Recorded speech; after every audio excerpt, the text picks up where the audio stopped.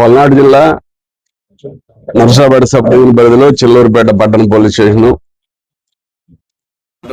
పరిధిలో బ్యాక్ ఈ షేక్ హసీనా అనే అమ్మాయి వాళ్ళ నాన్నగారు వాళ్ళ అమ్మగారు వచ్చి మిస్సింగ్ కంప్లైంట్ చేయడం జరిగింది. ఆ మిస్సింగ్ కంప్లైంట్ ని మా సిఏ గారు వెంటనే రిజిస్టర్ చేసి వెంటనే ఒక ఎస్ఐని కానిస్టేబుల్స్ ఇచ్చి ఆ అమ్మాయి కోసం సెర్చ్ చేయడం జరిగింది. అయితే వాళ్ళ తల్లిదండ్రులతో మాట్లాడినప్పుడు వాళ్ళు కొంచెం అనుమానించారు, ఫలానా అతనితోటి కొంచెం మా అమ్మాయి క్లోజ్ గా ఉంటుంది అంటే బాల సైదులు అని చెప్పి చెప్పడం జరిగింది. వాళ్ళు ఆ బాల సైదులు ఎక్కడ వాడంటే కారంపూడి మండలం ఇనపరాజుపల్లి విలేజ్. ఆ గురోడు క్యాస్ట్ బై యాదవ, 25 సంవత్సరాలు ఉంటాయి. అతను కూడా ఇంజనీరింగ్ కాలేజీ చదువుతా చలపతి ఇంజనీరింగ్ కాలేజీలో 3rd ఇయర్ చదువుతూ ఇంట్లో ఆర్థిక పరిస్థితి ప్లస్ వీడు బ్యాడ్ వైసెస్ కి అలవాటు పడి చదువు మానేయడం జరిగింది. అయితే ఫస్ట్ ఇయర్ లో ఉన్నప్పుడే ఈ మిస్ అయిన షేక్ హసీనా కూడా ఇక్కడ మిట్టపల్లి ఇంజనీరింగ్ కాలేజీలో చదువుతూ ఉంది ఇంజనీరింగ్. సో వీళ్ళిద్దరికి ఇన్స్టాగ్రామ్ లో పరిచయం ఏర్పడింది. ఆ పరిచయం మేరకు వీళ్ళు దాదాపు 3 years పరిచయంలో ఉన్నారు.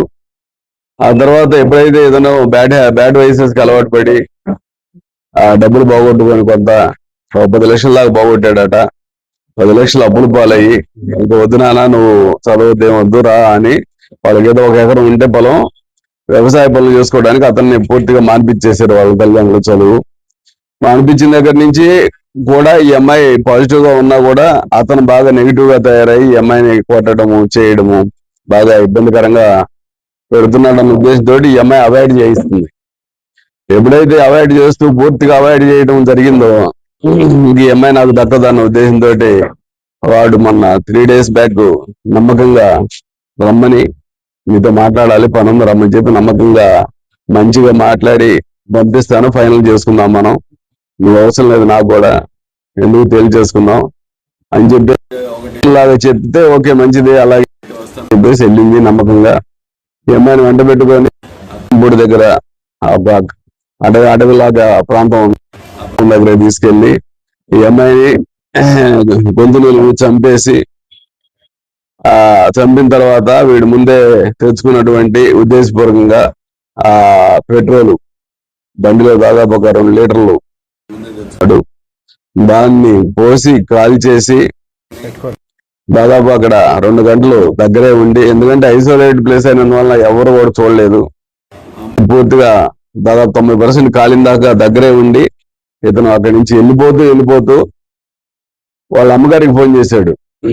నేను ఆమె చంపేశాను అని ఫోన్ చేస్తే వాళ్ళ అమ్మగారు ఏంటి వీడు చంపేశాను అంటున్నాడు అని చెప్పేసి వాళ్ళ నాన్నగారికి చెప్పడం, వాళ్ళు వీళ్ళకి చెప్పడం, దాని మీద సమాచారం రావడం, వెంటనే అతను లొకేషన్ ఆపేసి ఉంది.